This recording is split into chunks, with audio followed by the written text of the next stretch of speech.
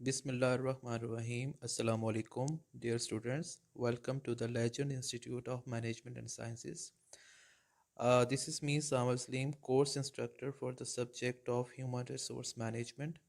This is our first lecture.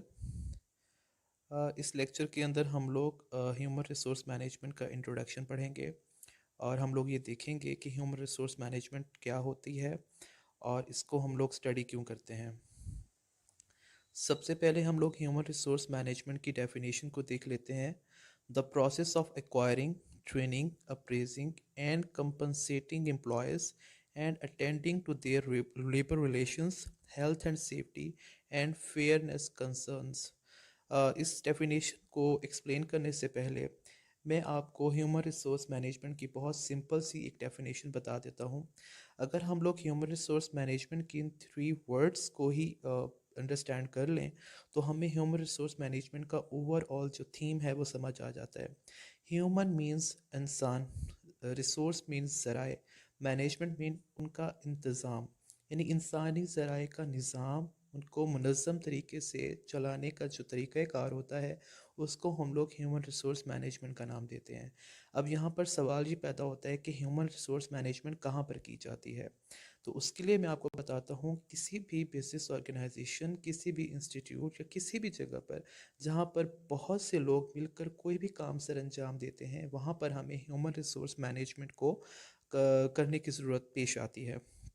अब मैं चलता हूँ इस डेफिनेशन की तरफ।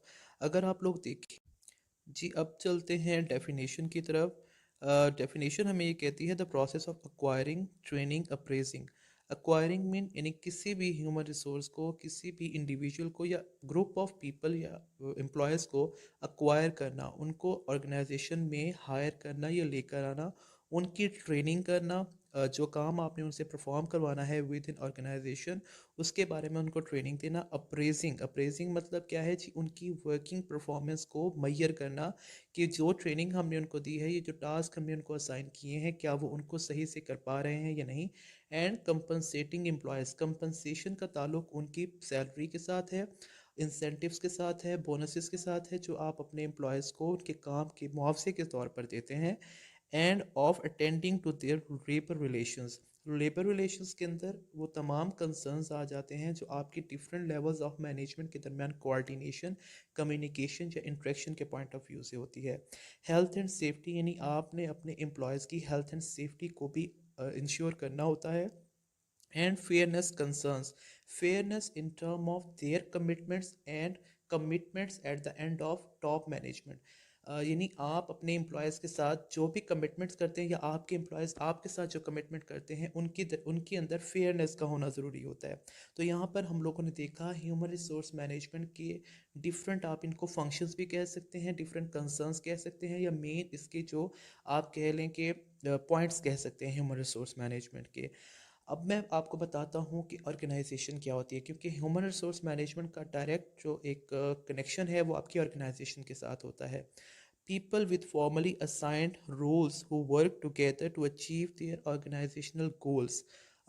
किसी भी जगह पर काम करने वाले जो लोग होते हैं, ये ग्रुप ऑफ पीपल होते हैं, वो किसी भी स्पेसिफिक ऑर्गेनाइजेशनल गोल्स या ऑब्जेक्टिव्स को ही मीटअप करने के लिए काम कर रहे होते हैं। मैं यहाँ पर आपको सिंपल सी डेफिनेशन बताता चलूँ कि हम लोग कोई भी किसी भी प्रोडक्ट का या सर्विस का बिजनेस स्टार्ट करते हैं तो हमारा जो ऑब्जेक्टिव होता है, वो गोल होता है, वो क्या होता है, प्रॉफिट मैक्सिमाइजेशन या प्रॉफिट अर्निंग।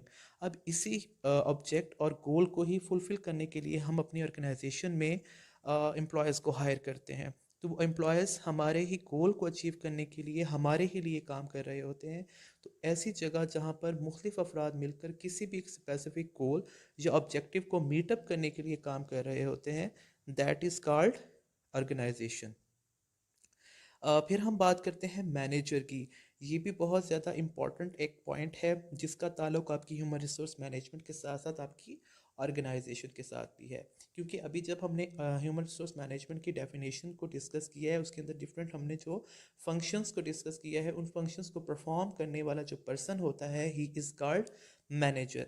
यानी आपकी ऑर्गेनाइजेशनल गोल्स और ऑब्जेक्टिव्स को मीटअप करवाने के लिए, फुलफिल करने के लिए, अपने सबऑर्डिनेट्स, अपने एम्प्लॉयज़ से काम करवाने वाला जो पर्सन होता है वो मैनेजर ही होता है। The person responsible for accomplishing the organisational goals and who does so by managing the efforts of the organisational people. अभी जैसे मैंने बताया है कि मैनेजर एक ऐसा पर्सन होता है जो रिस्पॉन्सिबल होता है आपकी ऑर्गेनाइजेशनल गोल्स और ऑब्जेक्टिव्स को पूरा करवाने के हवाले से।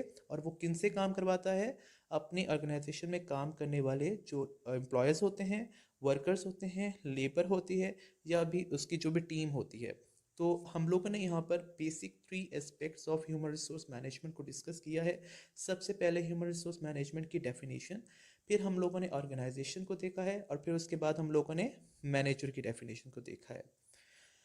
अब हम बात करते हैं मैनेजमेंट प्रोसेस की। इससे पहले मैं आपको बताता चलूँ कि जब हम बात करते हैं मैनेजमेंट की, तो मैनेजमेंट का ताल्लुक होता है आपके डिफरेंट फंक्शंस के साथ। किसी भी जगह पर किसी भी काम को मैनेज करने को हम मैनेजमेंट का नाम देते हैं। Human resource management is the part of management. HRM जो है वो आपकी मैनेजमेंट का ही एक पार्ट है। अब हम लोग ये देखते हैं कि मैनेजमेंट के कौन कौन से बेसिक या मेन फंक्शंस हैं। सबसे पहले है प्लानिंग।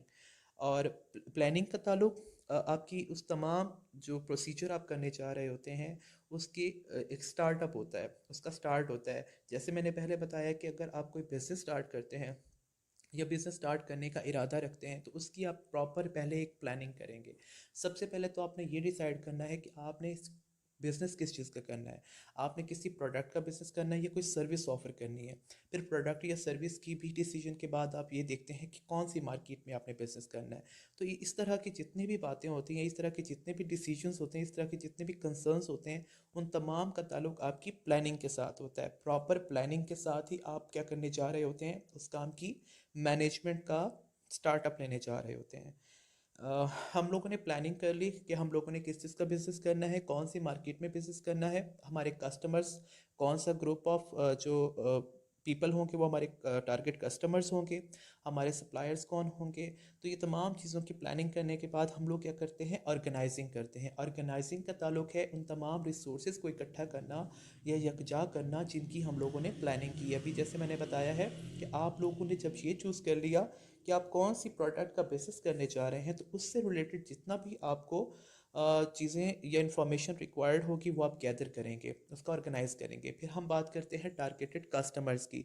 जो ग्रुप ऑफ पीपल आपका टारगेटेड कस्टमर होगा, आप उसके ऊपर रिसर्च करेंगे कि जिस इलाके में आप वो बिज़नेस स्टार्ट करने जा रहे हैं, क्या वहाँ पर उस प्रोडक्ट के कस्टमर्स मौजूद हैं या नहीं है, या जिस भी प्रोडक्ट का आप बिज़नेस करने जा रहे हैं उसकी आपको सप्लाईज भी चाहिए होंगी in form of raw material. तो क्या वहाँ पर आपको उसका रॉ मटेरियल भी दस्तियाब होगा या नहीं होगा, यानी इन तमाम चीज़ों की इंफॉर्मेशन, इन तमाम चीज़ों की रिसर्च को आप लोग ऑर्गेनाइज करेंगे। ऑर्गेनाइजिंग के बाद फिर आपकी बात आती है स्टाफिंग की। आपने बिज़नेस प्रॉपर स्टार्ट कर लिया है, अब उस बिज़नेस को ऑपरेट करने के लिए, बिज़नेस को रन करने के लिए, या बिज़नेस को मार्केट के अंदर सर्वाइवल के लिए आपको एम्प्लॉयज़ की ज़रूरत है, जिसका हम स्टार्ट में ही जिक्र कर चुके हैं कि इस सब्जेक्ट का हमारा मेन कंसर्न ही क्या है, ह्यूमन रिसोर्सेज को डिस्कस करना। स्टाफिंग की बात करते हैं कि आप लोगों ने कितने वर्कर्स, कितने एम्प्लॉयज़ या कितनी लेबर को हायर करना है अपने बिजनेस ऑर्गेनाइजेशन के अंदर। तो उसका ताल्लुक आपके मैनेजमेंट के कौन से फंक्शन के साथ है, स्टाफिंग के साथ है। फिर हम बात करते हैं लीडिंग की। आप स्टाफ लेकर आए अपने ऑर्गेनाइजेशन के अंदर, आपने उनको ट्रेनिंग दे दी, उनको असाइन कर दी उनकी टास्क और ड्यूटीज़। अब जब वो अपना काम स्टार्ट करेंगे तो आप उनको क्या करेंगे, लीड करेंगे। यानी ये भी मैनेजमेंट का एक फंक्शन है कि आप अपनी टीम को, अपने सबऑर्डिनेट्स को, अपने एम्प्लॉयज़ को क्या करेंगे, उनको लीडरशिप प्रोवाइड करेंगे। लाइक उनको एक तरह से डायरेक्शन प्रोवाइड करेंगे कि उन्होंने काम किस तरह से करना है। आफ्टर दैट कंट्रोलिंग, जब आप अपनी टीम को, अपने एम्प्लॉयज़ को, अपने वर्कर्स को काम असाइन कर देते हैं, तो फिर आपने उनको कंट्रोल करना होता है, एक तरह से उनको आपने सुपरवाइज करना होता है, गवर्न करना होता है कि वो काम किस तरह से कर रहे हैं। सिर्फ काम असाइन कर देना ही ज़रूरी नहीं होता, बल्कि हर हर लेवल के ऊपर, हर हर स्टेज के ऊपर, हर हर स्टेप के ऊपर अपने एम्प्लॉयज़ को सुपरवाइज करना भी बहुत ज़्यादा ज़रूरी होता है। तो ये हैं हमारे पास मैनेजमेंट के फंक्शंस। इनको हम लोग मैनेजमेंट प्रोसेस का नाम भी दे सकते हैं। इसके बाद इन्हीं फंक्शंस को हम यहाँ पर देखते हैं कि उनकी डेफिनेशंस दी हुई हैं। वैसे तो मैंने अभी आपको एक्सप्लेन कर दिया है, हम लोग देख लेते हैं कि वो हमें क्या बताते हैं। सबसे पहले हम देखते हैं planning, establishing goals and standards, developing rules and procedures, developing plans and forecasting, जिसका मैंने आपको पहले जिक्र किया है कि जब आप कोई भी बिजनेस स्टार्ट करने जा रहे हैं या ऑलरेडी कोई बिजनेस कर रहे हैं, तो उसके कुछ स्टैंडर्ड्स, कुछ ऑब्जेक्टिव्स या कुछ गोल्स को आप लोग क्या कर लेते हैं, सेट कर लेते हैं, यानी उसका आप ओवरऑल प्लान डिज़ाइन कर लेते हैं। उससे क्या होता है कि आप का जो आगे वाले फंक्शंस हैं उनको परफॉर्म करना आपके लिए ईजी हो जाता है। After that, organizing, giving each subordinate a specific task, establishing departments, delegating authority to subordinates, establishing channels of authority and communication, coordinating subordinates work. अब यहाँ पर ऑर्गेनाइजिंग के अंदर ये जो डेफिनेशन दे रहे हैं वो ऑलरेडी एग्जिस्टिंग बिजनेस के हवाले से दे रहे हैं कि आप अपनी ऑर्गेनाइजेशन के अंदर क्या करते हैं, ऑर्गेनाइज करते हैं वो तमाम प्लान्स जो आपने प्लानिंग के अंदर बनाए हैं, उनको आप लोग बेसिकली क्या कर रहे हैं, डिस्ट्रीब्यूट कर रहे हैं अमंग द सबऑर्डिनेट्स, यानी जिनसे वो आपने काम परफॉर्म करवाना है आप उनके ज़िम्मे वो काम लगा देते हैं। अब यहाँ पर मैनेजमेंट फंक्शंस या मैनेजमेंट प्रोसेस के हवाले से हम एक एग्जांपल ले लेते हैं कि हम लोग किसी भी प्रोडक्ट की मार्केटिंग करने के हवाले से उसका जो है एक ओवरऑल जो प्रोसीजर है उसको डिज़ाइन कर रहे हैं। हम लोगों ने प्लान ये किया है कि ये जो न्यू प्रोडक्ट हम लोगों ने मार्केट में लॉन्च की है, उसको हम लोगों ने किस तरह से उसकी मार्केटिंग करनी है और उसको किस तरह से हम लोगों ने एक ह्यूज जो कस्टमर्स हैं उन तक उसको एक्सेस देनी है। उसकी प्लानिंग हमने ये की है कि हम लोग अपने सराउंडिंग एरियाज़ में उसकी डिफरेंट प्रमोशनल एक्टिविटीज़ करेंगे। उसका प्लान करने के बाद हम उसको ऑर्गेनाइज कर देंगे। हमारी जो मार्केटिंग टीम है उसके ज़िम्मे हम डिफरेंट जो एरियाज़ हमारी मार्केट के हैं वो उनको असाइन कर देंगे कि आपने इन एरियाज़ में जाकर प्रोडक्ट की प्रमोशन करनी है या उसकी आप लोगों ने एडवर्टाइजमेंट करनी है। फिर हम क्या करते हैं, staffing, determine what type of people you should higher, recruiting people, employees, selecting employees, training and developing employees, setting performance standards, evaluating performance, counseling employees, compensating employees. अब हम जो एग्जांपल डिस्कस कर रहे हैं उसी को हम रिलेट कर लेते हैं अपने स्टाफिंग वाले पॉइंट के साथ कि आप लोगों ने, आपके पास ऑलरेडी जो मार्केटर्स मौजूद हैं, आपके स्टाफ का जो लोग मौजूद हैं, आप उनको काम असाइन कर चुके हैं। इसके अलावा भी आपने ये देखना है कि आपको कितने नंबर ऑफ़ जो मार्केटर्स हैं वो रिक्वायर्ड हैं, आपने उनको हायर करना है। हायर करने के साथ साथ आपने उनकी ट्रेनिंग भी करनी है और फिर आपने उनकी परफॉर्मेंस स्टैंडर्ड्स को भी सेट कर देना है। अब यहाँ पर मैं आपको परफॉर्मेंस स्टैंडर्ड्स की एग्जांपल यूँ देता हूँ अपनी ही इसी एग्जांपल से कि आपने जो अपनी न्यू प्रोडक्ट की प्रमोशन करवानी है अपने एम्प्लॉयज़ से, उसकी एडवर्टाइजमेंट करवानी है, तो उसके ऊपर आप क्या कर देंगे, कुछ स्टैंडर्ड सेट कर देंगे कि जितने भी मार्केटर्स हम लोग भेज रहे हैं मार्केट के अंदर, वो जितने ज़्यादा प्रोडक्ट को सेल करके आएंगे उतना ही ज़्यादा उनको बोनस, इंसेंटिव, इस तरह के डिफरेंट जो हमारे पास रिवॉर्ड्स होते हैं वो ऑफ़र किए जाएंगे कि जिसकी बहुत ज़्यादा अच्छी परफॉर्मेंस होगी उसके पास प्रमोशन के बहुत ज़्यादा चांसेस होंगे। इस तरह क्या है जी, ये हम लोग क्या कर रहे हैं, उनको एक तरह से मोटिवेशन भी दे रहे होते हैं, जिससे आपकी जो वर्कर्स हैं, आपके जो एम्प्लॉयज़ हैं, जो आपकी टीम है, वो ज़्यादा डेडिकेशन के साथ काम करती है। Then we have leading, getting others to get the job done, maintaining morale, motivating subordinate. इसका भी ताल्लुक अब मेरे लास्ट वाले पॉइंट से, जो भी मैंने मोटिवेशन के हवाले से डिस्कस किया है, कि आप उनको लीड करेंगे, लाइक आप उनको एक तरह से मोटिवेशनल डायरेक्शन प्रोवाइड करेंगे कि आप मार्केट के अंदर जितनी ज़्यादा प्रमोशन को एक्सटेंड करेंगे हमारी प्रोडक्ट की, उतने ही ज़्यादा आपकी प्रमोशन के या उतने ही ज़्यादा आपकी सैलरीज के बढ़ने के चांसेस मौजूद हैं। After that, controlling, setting standards such as sales quotas, quality standards, or production levels, checking to see how actual performance compares with these standards. अब कंट्रोलिंग के अंदर क्या है कि हम लोगों ने उस चीज़ का चेक एंड बैलेंस भी रखना है कि जो चीज़ या जो काम या जो टास्क हम लोगों ने अपने सबऑर्डिनेट को असाइन किया है उसके क्वालिटी स्टैंडर्ड्स क्या होंगे, इनको हम लोग देखेंगे। इस तरह से उसकी हम कैटेगरीज बना लेंगे, लाइक हम लोग उसको कैटेगराइज करेंगे डिफरेंट स्टैंडर्ड्स के साथ कि जी किसका काम बहुत ज़्यादा एक्सीलेंट है, किसका एवरेज है और किसका आउटस्टैंडिंग है, किसका पुअर है। तो इन चीज़ों को देखते हुए फिर हम लोग क्या करते हैं, कुछ जो है वो मज़ीद डिसीजंस लेते हैं कि हम लोगों को कहाँ पर इम्प्रूवमेंट की ज़रूरत है और कहाँ पर हम लोग जो है सही तरह से काम कर रहे हैं। तो ये था जी हमारे पास मैनेजमेंट के फंक्शंस, उनकी जो है हम लोगों ने डिटेल पढ़ी है। आफ्टर दैट हमारे पास है जी ह्यूमन रिसोर्स मैनेजमेंट प्रोसेस। सब इससे पहले जो हमने पढ़ा है वो मैनेजमेंट के फंक्शंस थे। अब हम लोग ह्यूमन रिसोर्स मैनेजमेंट प्रोसेस को पढ़ने जा रहे हैं, जो हमारा मेन कंसर्न है इन दिस सब्जेक्ट। इसके अंदर सबसे पहले हमारे पास है जी इक्विजिशन।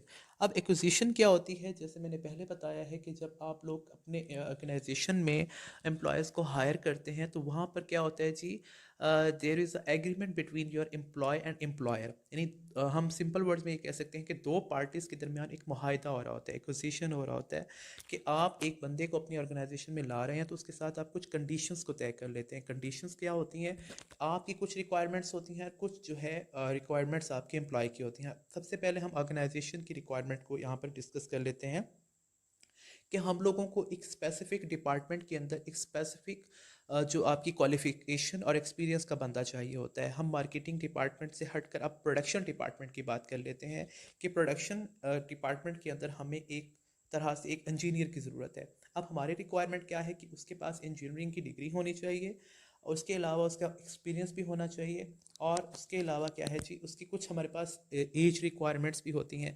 तो वो क्या है, हमारी जो रिक्वायरमेंट्स होती हैं, जब हमारा एम्प्लॉय उन रिक्वायरमेंट्स के ऊपर पूरा होता रहा होता है तो फिर हम उसके साथ एक्विजिशन कर रहे होते हैं। अब हम बात करते हैं एम्प्लॉय की रिक्वायरमेंट्स की। उसकी रिक्वायरमेंट क्या होती है, वर्किंग कंडीशंस, वर्किंग आवर्स, और the most important thing is salary package. अब ये जो दोनों तरफ की रिक्वायरमेंट्स होती हैं, जब ये मीट होती हैं, ये जब दोनों पार्टीज़ इनके ऊपर जो है मुत्तफ़िका हो जाते हैं तो वो क्या कर लेते हैं, एग्रीमेंट कर लेते हैं। यानी हम प्रॉपर उस बंदे को अपने ऑर्गेनाइजेशन में हायर कर लेते हैं कुछ कंडीशंस के ऊपर। उसको हम एक्विजिशन का नाम देते हैं। उसके बाद है जी ट्रेनिंग। जो बंदा आपने अपने ऑर्गेनाइजेशन में हायर कर लिया है तो उसको क्या देंगे, आप ट्रेनिंग देंगे। किस किस चीज़ की ट्रेनिंग देंगे, जो काम आपने उससे परफॉर्म करवाना है। अभी हम बात कर रहे थे प्रोडक्शन डिपार्टमेंट की। ऑफ कोर्स उसके पास एक्सपीरियंस तो मौजूद है, लेकिन फिर भी नई जगह के जो डिपार्टमेंटल प्रोसीजर्स होते हैं वो डिफरेंट होते हैं, जो हर ऑर्गेनाइजेशन के वेरी करते हैं। तो क्या है जी, उसको आप अपनी वर्किंग कंडीशंस के हवाले से ट्रेनिंग देंगे, उसको काम करने के हवाले से ट्रेनिंग देंगे। और ट्रेनिंग के भी हमारे पास डिफरेंट मेथड्स होते हैं। हमारे पास दो बेसिक मेथड जो ट्रेनिंग के हैं वो है जी off the job and on the job training method. उनको in detail in next chapters हम लोग इंशाल्लाह जाकर डिस्कस करेंगे। आफ्टर ट्रेनिंग हम लोग बात करते हैं जी अप्रेजल की। अप्रेजल का ताल्लुक आपकी परफॉर्मेंस अप्रेजल के साथ है, आपके एम्प्लॉयज़ की परफॉर्मेंस। यानी आपने ट्रेनिंग देने के बाद आपने अपने एम्प्लॉयज़ को काम असाइन कर दिया, तो अब आप क्या करेंगे, उनकी परफॉर्मेंस अप्रेजल करेंगे। परफॉर्मेंस अप्रेजल क्यों करते हैं आप, ताकि आप उनको उनकी परफॉर्मेंस की बेस के ऊपर बेहतर तरीके से कंपनसेट कर सकें। कंपनसेट हमारा नेक्स्ट टॉपिक भी है, मैं अप्रेजल के साथ इसको एक्सप्लेन कर देता हूँ कि जब आप लोग क्या करते हैं, अपने एम्प्लॉयज़ का परफॉर्मेंस अप्रेजल करते हैं तो उसमें आप लोग डिफरेंट स्टैंडर्ड सेट करते हैं। आपके एम्प्लॉयज़ उन स्टैंडर्ड्स को मीट जब करते हैं तो आप उन स्टैंडर्ड्स की इक्वलेंस उनको कंपनसेट करते हैं। यहाँ पर मैं आप लोगों को स्टूडेंट्स की ही एग्जांपल देता हूँ कि क्लास में मौजूद जितने भी स्टूडेंट्स होते हैं, जब कोई टीचर उनको कोई टेस्ट असाइन करता है, कोई प्रेजेंटेशन या कोई असाइनमेंट असाइन करता है, तो वो उसके बाद क्या करता है जी, उनकी परफॉर्मेंस अप्रेजल करता है। जब आप लोग अपना टेस्ट, अपनी असाइनमेंट या अपनी प्रेजेंटेशन अपने टीचर को सबमिट करवाते हैं तो आपका टीचर ये देखता है कि किसकी असाइनमेंट जो है वो सबसे पहले सबमिट हुई, और उस असाइनमेंट की जो कंप्लीशन थी, यानी जितनी भी रिक्वायरमेंट्स थी, जितने भी टॉपिक्स असाइन किए गए थे वो क्या उसमें कंप्लीट है, और इसकी जो एक्सप्लेनेशन है, जो उसका मटेरियल उसके अंदर उस असाइनमेंट के अंदर लिखा हुआ है, क्या वो टू द पॉइंट है, रेलिवेंट टू द टॉपिक है। तो इन तमाम स्टैंडर्ड्स को देखते हुए आपका टीचर क्या कर रहा होता है, इवेल्युएट कर रहा होता है, अप्रेज कर रहा होता है स्टूडेंट की परफॉर्मेंस को। अब जिसकी असाइनमेंट, जिसकी प्रेजेंटेशन या जिसका टेस्ट सबसे ज़्यादा अच्छा होता है तो क्या होता है जी, टीचर उसको सबसे ज़्यादा मार्क्स देता है, और इसके अलावा उसकी अप्रिसिएशन भी होती है in front of all class. तो ये है बेसिकली एक एग्जांपल। इसी तरह से ऑर्गेनाइजेशन में भी अच्छा काम करने वाले जो आपके एम्प्लॉयज़ होते हैं, आप उनको इसी तरह से कंपनसेट करते हैं जब आप उनका परफॉर्मेंस अप्रेजल करते हैं। उसके बाद हमारे पास है जी कंपनसेशन मैनेजमेंट। इसका ताल्लुक जैसे मैंने पहले बताया आपके परफॉर्मेंस अप्रेजल के साथ, ये कि जैसे परफॉर्मेंस अप्रेजल के रिजल्ट्स होंगे उसी तरह से ही आप अपने एम्प्लॉयज़ को कंपनसेट करेंगे। कंपनसेशन के अंदर हमारे पास आता है रिवॉर्ड सिस्टम। रिवॉर्ड सिस्टम के अंदर हमारे पास फिर फर्दर उसकी टाइप्स होती हैं। हमारे पास मॉनिटरी रिवॉर्ड्स होते हैं, नॉन मॉनिटरी रिवॉर्ड्स होते हैं। सिंपल मैं आपको रिवॉर्ड की यहाँ पे एग्जांपल देता हूँ। जब अभी मैंने आपको स्टूडेंट की एग्जांपल दी है, उसकी परफॉर्मेंस अप्रेजल आपने की कि उसकी असाइनमेंट या प्रेजेंटेशन बहुत अच्छी थी, तो उसको जब हम लोग कंपनसेट कर रहे हैं तो उसके लिए हम लोग क्या करवाते हैं, क्लास में क्लैपिंग करवा देते हैं, उसकी तारीफ़ कर देते हैं। और उसके अलावा हम उसको ग्रेड्स दे देते हैं कि 100% जो है इसने बहुत अच्छा काम किया है। तो ये जो मैंने क्लैपिंग की एग्जांपल दी है, ये क्या है, एक तरह से रिवॉर्ड है आपके उस एम्प्लॉय का, आपके उस स्टूडेंट का जिसने आपको क्या दी है, एक्सीलेंट परफॉर्मेंस दी है। तो इसी तरह से सम टाइम ऐसा होता है कि जब प्राइज डिस्ट्रीब्यूशन सेरेमनी होती है, चाहे वो इंस्टीट्यूट्स की हो चाहे वो ऑर्गेनाइजेशंस की हो, तो उसमें क्या होता है जी, आपके डिफरेंट अनाउंसमेंट्स होती हैं, डिफरेंट उसके अंदर प्राइजेस डिस्ट्रीब्यूट किए जाते हैं, वो भी परफॉर्मेंस अप्रेजल की ही बेस पर किए जा रहे होते हैं। कैश प्राइजेस होते हैं, कुछ अवार्ड्स होते हैं, कुछ सर्टिफिकेट्स होते हैं। तो वो क्या है जी, आप कंपनसेट कर रहे होते हैं अपने एम्प्लॉयज़ को on the basis of their excellent performance. उसके बाद हमारे पास लेबर रिलेशंस हैं। लेबर रिलेशंस का मैंने पहले भी जिक्र किया है कि आपके ऑर्गेनाइजेशन में काम करने वाले जो लोग होते हैं, उनका एक दूसरे के साथ ताल्लुक कैसा है, एक दूसरे के अलावा उनका टॉप मैनेजमेंट के साथ ताल्लुक कैसा है। अब यहाँ पर मैं आपको लेबर रिलेशंस के साथ साथ डिफरेंट लेवल्स ऑफ मैनेजमेंट का भी थोड़ा सा बता देता हूँ। किसी भी ऑर्गेनाइजेशन में बेसिकली 3 लेवल्स ऑफ मैनेजमेंट होते हैं: top management, middle management and then lower या बॉटम मैनेजमेंट। अब टॉप मैनेजमेंट के अंदर आपके बिजनेस के ऑनर्स, सीईओज या डायरेक्टर्स आ जाते हैं। मिडल मैनेजमेंट के अंदर मैनेजर्स होते हैं। और जो लोअर और बॉटम मैनेजमेंट होती है उसमें आपके एम्प्लॉयज़ होते हैं। एक और भी हमारे पास स्टेप होता है जिसको हम लोग नॉन मैनेजरियल लेवल का नाम देते हैं, जिसके अंदर हमारे पास वर्कर्स, लेबर्स आ जाते हैं जो कि हमारी टीम का हिस्सा होते हैं। अब यहाँ पर हम लेबर रिलेशंस की बात कर रहे हैं, तो आपकी जो डिफरेंट लेवल्स ऑफ मैनेजमेंट हैं, इनके दरमियान के जो रिलेशंस होते हैं उनका भी हेल्दी होना बहुत ज़्यादा ज़रूरी होता है। क्योंकि जब हम ऑर्गेनाइजेशन की बात करते हैं तो उसमें सबसे पहली बात हम ये करते हैं, the group of people. Group of people मतलब एक ही जगह पर काम करने वाले लोगों का जो एक तरह से कह लें ग्रोह। अब उनके दरमियान में जब तक रिलेशन अच्छा नहीं होगा, ताल्लुक अच्छा नहीं होगा, तो वो काम भी सही तरह से नहीं कर सकेंगे। तो आपके लेबर रिलेशंस का भी बेहतर होना बहुत ज़्यादा ज़रूरी होता है। बेहतर किस तरह से हो सकते हैं, जब आपके एम्प्लॉयज़ के जो मुतालबात हैं आपकी डिफरेंट लेवल्स ऑफ मैनेजमेंट पूरा कर रही हो, और आप डिफरेंट लेवल ऑफ मैनेजमेंट के जो ऑर्डर्स हैं वो आपके एम्प्लॉयज़ पूरा कर रहे हो, तो इस तरह से वो जो रिलेशन होता है वो आपका मेंटेन रहता है। उसके बाद हम बात करते हैं हेल्थ एंड सेफ्टी की। आपके एम्प्लॉयज़ की हेल्थ एंड सेफ्टी बहुत ज़्यादा इंपॉर्टेंट होती है ऑर्गेनाइजेशन के लिए। आपकी ऑर्गेनाइजेशन में काम करने वाले अफराद की हेल्थ अगर इफ़ेक्ट होती है आपके वर्किंग इन्वायरमेंट की वजह से, तो उससे क्या होता है जी, उनकी परफॉर्मेंस भी डिस्टर्ब होती है।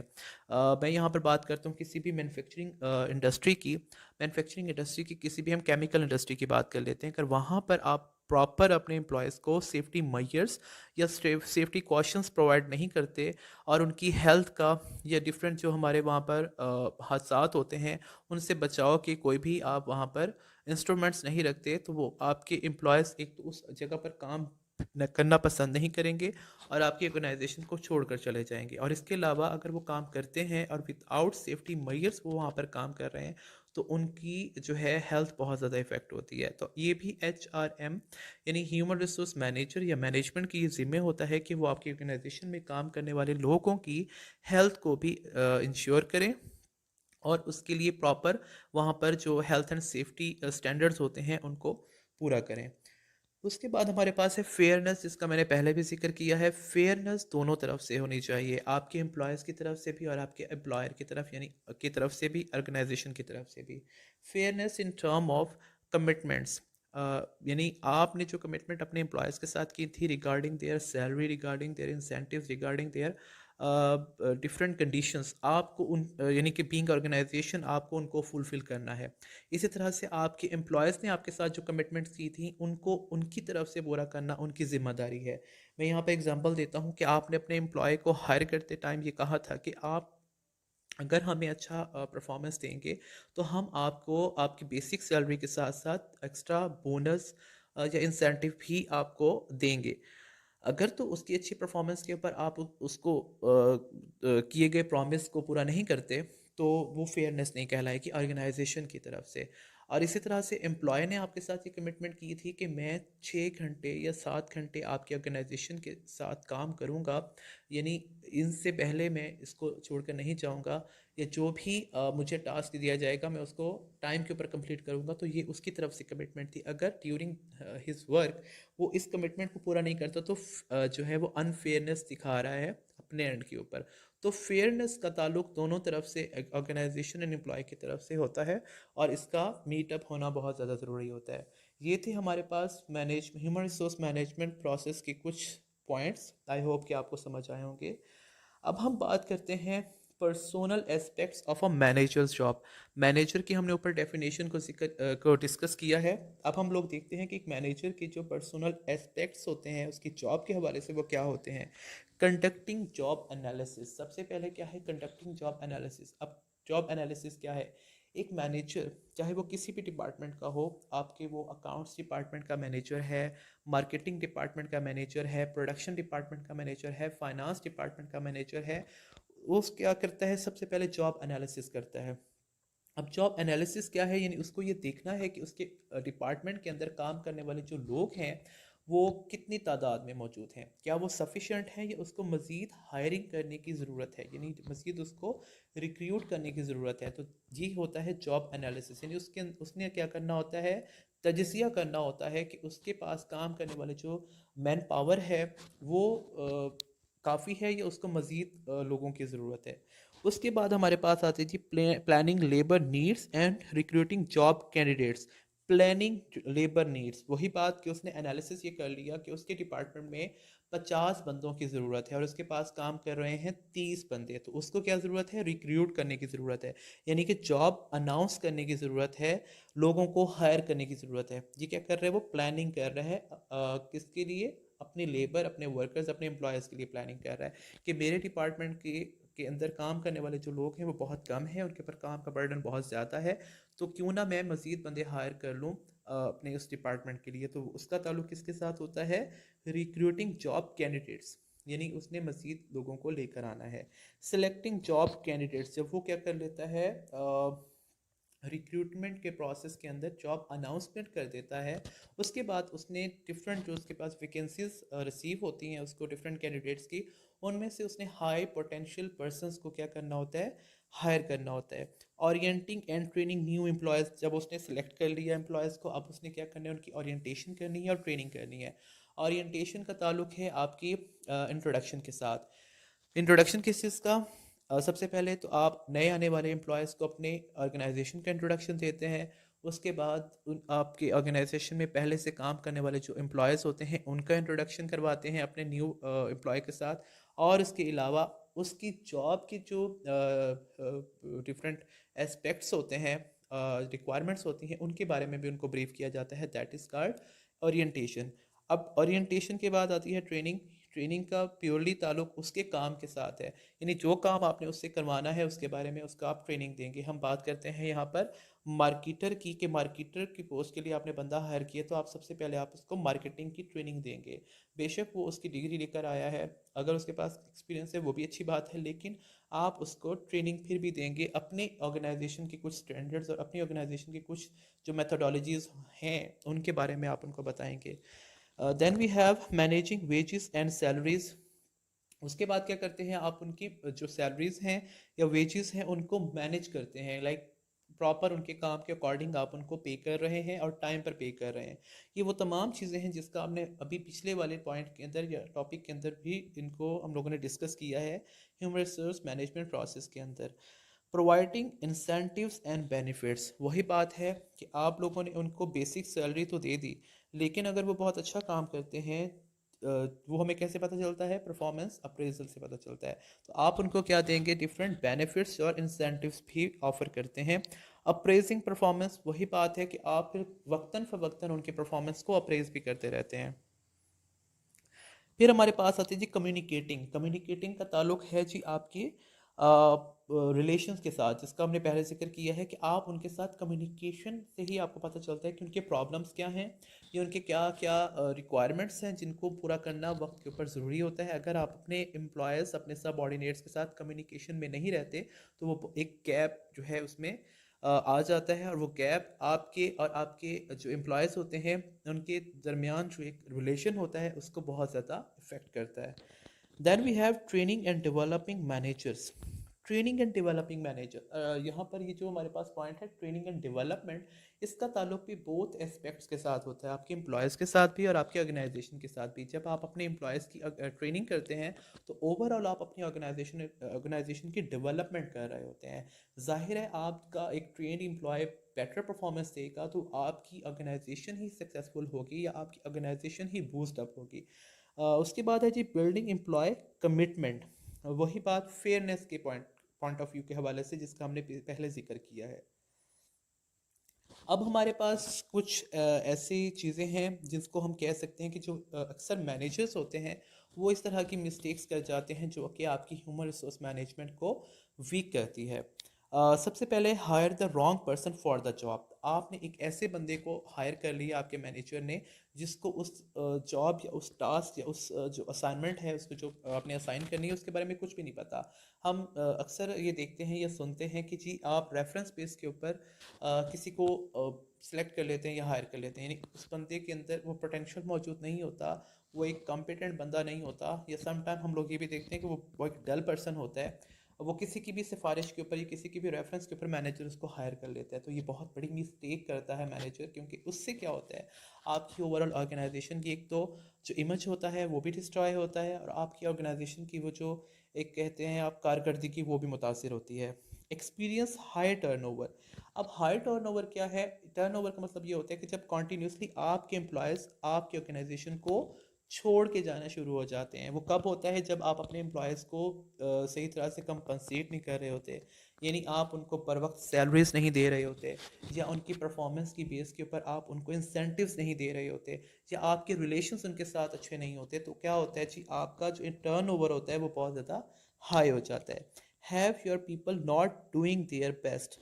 अब क्या है जी, आप अपने एम्प्लॉयज़ को काम ही सही तरह से नहीं करने दे रहे, लाइक जैसा वो करना चाहते हैं आप उनको वो इन्वायरमेंट ही प्रोवाइड नहीं करके दे रहे। अगर आप अपने एम्प्लॉय को उसके मुताबिक काम करने दें तो हो सकता है कि वो आपको बेटर परफॉर्मेंस दे। Waste time with useless interviews. आप क्या करते हैं समटाइम, जैसे अभी हम लोगों ने पिछले पॉइंट के अंदर जॉब एनालिसिस की बात की है, जॉब एनालिसिस के अंदर आप बहुत सारे लोगों को रिक्रूटमेंट के टाइम पर अपने ऑर्गेनाइजेशन में बुला लेते हैं और उनका इंटरव्यू कंडक्ट करना शुरू कर देते हैं, जिससे क्या होता है जी आपका टाइम बहुत ज़्यादा वेस्ट हो रहा होता है। हालांकि आपको सिर्फ और सिर्फ पोटेंशियल कैंडिडेट्स को शॉर्ट लिस्ट करके सिर्फ उन लोगों को बुलाना चाहिए जिनको आप प्रायोरिटाइज करते हैं। Have your form in court because of discriminatory actions. अब क्या है जी, समटाइम आप कोई ऐसा कंडक्ट कर देते हैं जिसकी वजह से आपके ऊपर कोई बंदा सू कर देता है, लाइक कोई ऐसी इलीगल एक्टिविटी मैनेजर कर देता है जिसका मैंने पहले पॉइंट में जिक्र किया है कि वो किसी से रिश्वत लेकर उसको अपॉइंट कर लेता है, तो वो क्या है जी, अगर वो चीज़ हाईलाइट हो जाती है तो क्या है कि आपकी ऑर्गेनाइजेशन का इमेज भी डिस्ट्रॉय होता है और एक अनएथिकल कंडक्ट होता है, जिसकी वजह से आपका ओवरऑल जो इमेज है ऑर्गेनाइजेशन का वो ख़राब हो जाता है। Have your firm cited by OSHA for unsafe practices. अब OSHA क्या है?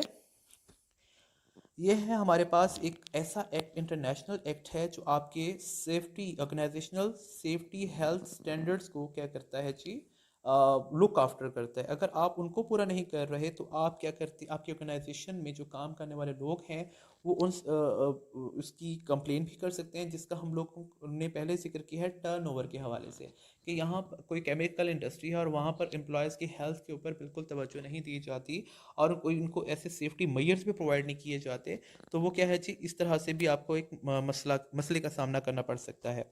Have some employees think their salaries are unfair and inequalities relative to others in the organization। इस तरह के मसाइल भी बहुत ज़्यादा देखने को आते हैं कि कहीं किसी भी ऑर्गेनाइजेशन में काम करने वाले जो लोग होते हैं वो ये समझते हैं कि मुझे मेरे काम के मुताबिक मुआवजा नहीं मिल रहा, या समटाइम हम लोग देखते हैं फेवरेटिज्म। फेवरेटिज्म एक ऐसी टर्म है कि जब हमारे पास कुछ ऐसे रेफरेंस बेस्ड एम्प्लॉयज़ होते हैं जिनको हम लोग हाई सैलरीज ऑफर कर रहे होते हैं, जबकि हमारे पास ज़्यादा काम करने वाले जो लोग होते हैं उनको हम लोग बहुत कम सैलरी दे रहे होते हैं। तो दैट इज़ कॉल्ड इनइक्वालिटी। उसके अंदर क्या होता है कि जो आपका ज़्यादा काम करने वाले और अच्छा काम करने वाले एम्प्लॉयज़ होते हैं, आप उनको उस उनके काम के मुताबिक सैलरी नहीं दे रहे होते, जबकि आपके पास जो रेफरेंस बेस के ऊपर एम्प्लॉयज़ होते हैं आप उनको ज़्यादा सैलरीज दे रहे होते हैं।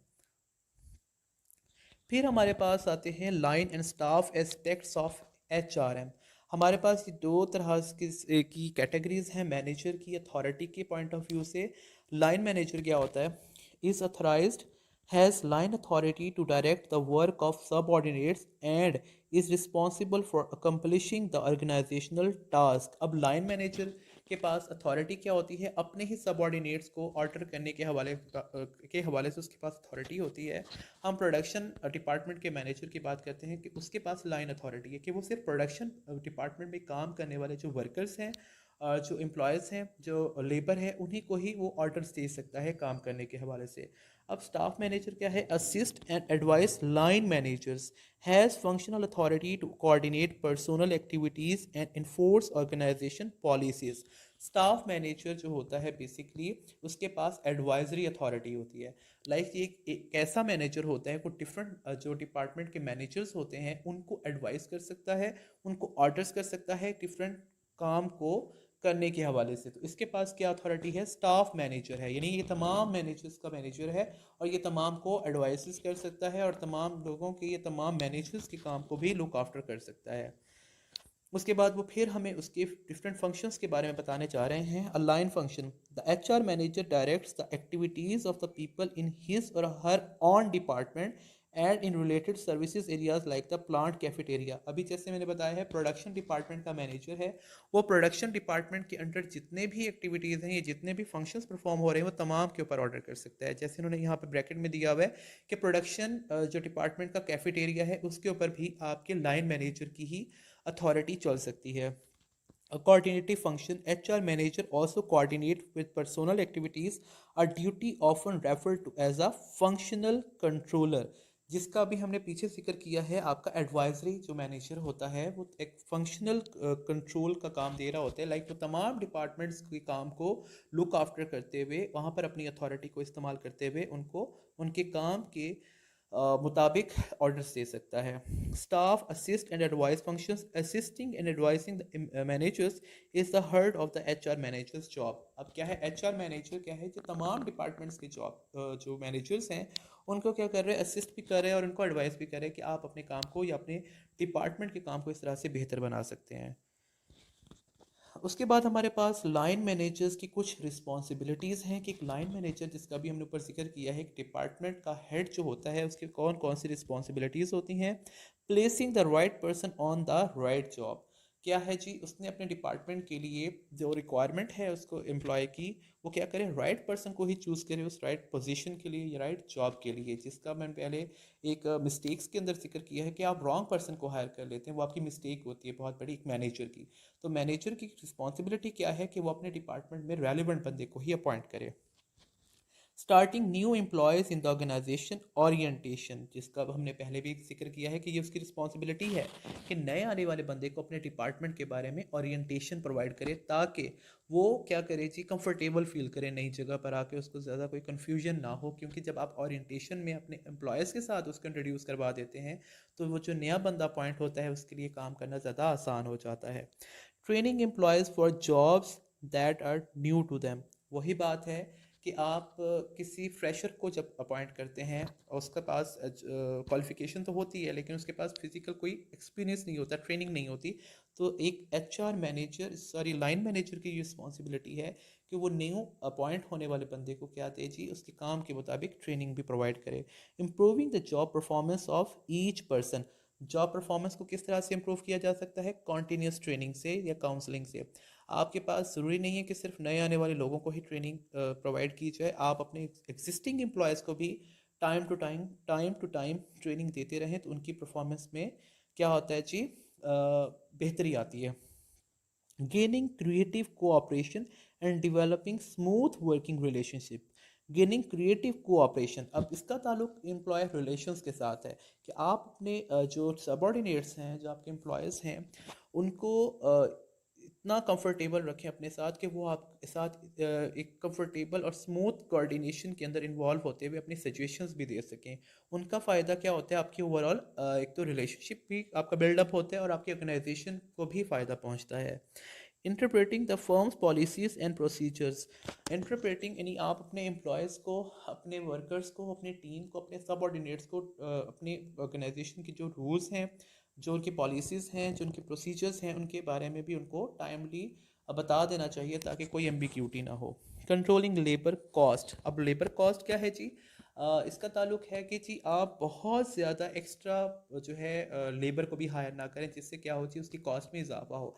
आपके डिपार्टमेंट के ऊपर बर्डन और आपके डिपार्टमेंट का बर्डन ओवरऑल आपकी ऑर्गेनाइजेशन के जो बजट होता है उसको डिस्टर्ब करती है। कैसे कि आपके पास अगर 10 लोग काम करके आपको वो आउटपुट जब जो आपका प्रोडक्शन है उसको कंप्लीट कर सकते हैं, तो आप 15 या 20 बंदे क्यों रख रहे हैं? तो उससे क्या होगा, लेबर कॉस्ट में इजाफा होगा।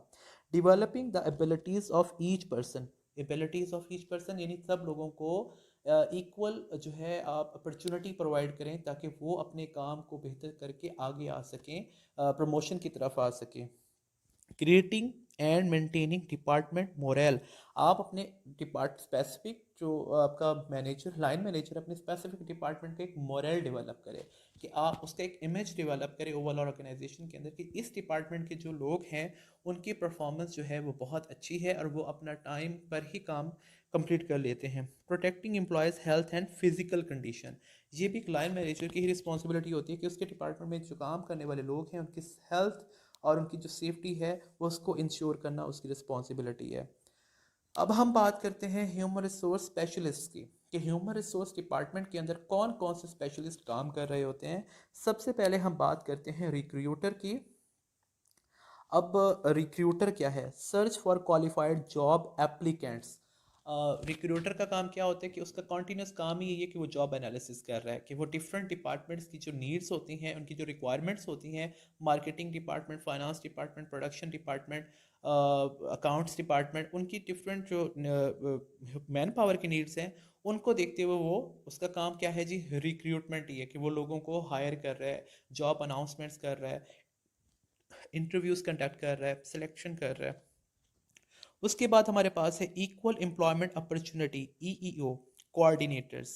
Investigate and resolve EEO grievances, examine organizational practices for potential violations and compile and submit EEO reports। इनका काम क्या है? वो डिफरेंट डिपार्टमेंट्स की जो परफॉर्मेंस है उसको देख रहे होते हैं कि उसके अंदर काम करने वाले तमाम लोगों को उनके हकूक़ मुसावियाना दिए जा रहे हैं या वहाँ पर कोई वायलेशंस की जा रही हैं। अगर इस तरह की कोई चीज़ उनको नज़र आती है तो वो उसकी रिपोर्टिंग करते हैं टॉप मैनेजमेंट को। Then we have job analyst, collect and examine information about jobs to operate job descriptions. Job analyst क्या है? ये बेसिकली सपोर्ट कर रहे होते हैं आपके रिक्रूटर्स को, ये एनालिसिस करके देते हैं कि आपकी कौन से डिपार्टमेंट में किस पोजीशन के ऊपर बंदा हायर करने की ज़रूरत है और उस डिपार्टमेंट का जॉब डिस्क्रिप्शन क्या है। अब जॉब डिस्क्रिप्शन के बारे में आपको बता दूं, इसका ताल्लुक जॉब एनालिसिस के साथ होता है। जॉब एनालिसिस के अंदर दो चीज़ें होती हैं, एक जॉब डिस्क्रिप्शन होती है और एक जॉब स्पेसिफिकेशन होती है। जॉब डिस्क्रिप्शन जो होती है वो होती है डिटेल अबाउट जॉब, क्या है जी? उसके अंदर जॉब का टाइटल आ जाता है, उसके बाद उसकी जो क्वालिफ़िकेशन रिक्वायरमेंट होती है, एक्सपीरियंस रिक्वायर्ड होता है, एम्प्लॉय की जो एज होती है, एरिया होता है, ये तमाम चीज़ें आपकी जॉब डिस्क्रिप्शन का हिस्सा होती हैं। फिर हमारे पास आता है जी कंपनसेशन मैनेजर। इसका ताल्लुक किससे होगा? कंपनसेशन के साथ। Develop compensation plans and handle the employee benefits programme. यानी इसका काम क्या है कि जी इसने डिफरेंट जो कंपनसेशन प्लान्स हैं, मॉनेटरी रिवॉर्ड्स हैं, नॉन मॉनेटरी रिवॉर्ड्स हैं, उनको डिज़ाइन करना है कि हमने कौन से डिपार्टमेंट के बंदे को उसकी परफॉर्मेंस की बेस के ऊपर क्या चीज़ ऑफर करनी है। उसके बाद हमारे पास training specialist, plan, organise and direct training activities. ये डिफरेंट डिपार्टमेंट्स की रिक्वायरमेंट को देखते हुए ट्रेनिंग सेशंस को कंडक्ट करवाना इनका काम होता है कि प्रोडक्शन डिपार्टमेंट के अंदर हमें ट्रेनिंग करवाने की ज़रूरत है, मार्केटिंग डिपार्टमेंट के अंदर ट्रेनिंग करवाने की ज़रूरत है।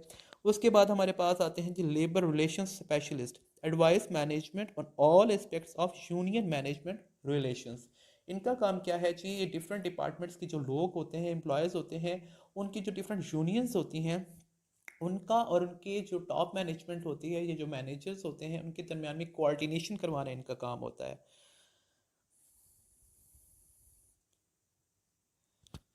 जी, यहाँ पर हमारे ह्यूमन रिसोर्स स्पेशलिस्ट जो है वो हम लोगों ने डिस्कस किए हैं। तो ये था आज का हमारा टॉपिक, जिसके अंदर हम लोगों ने different aspects of human resource management को डिस्कस किया है, और ये हमारा इंट्रोडक्टरी टॉपिक था। आई होप कि आप लोगों को समझ आया होगा। इनमें से अगर कोई भी पॉइंट आप लोगों को समझ नहीं आया तो आप मुझसे व्हाट्सएप ग्रुप में डिस्कस कर सकते हैं।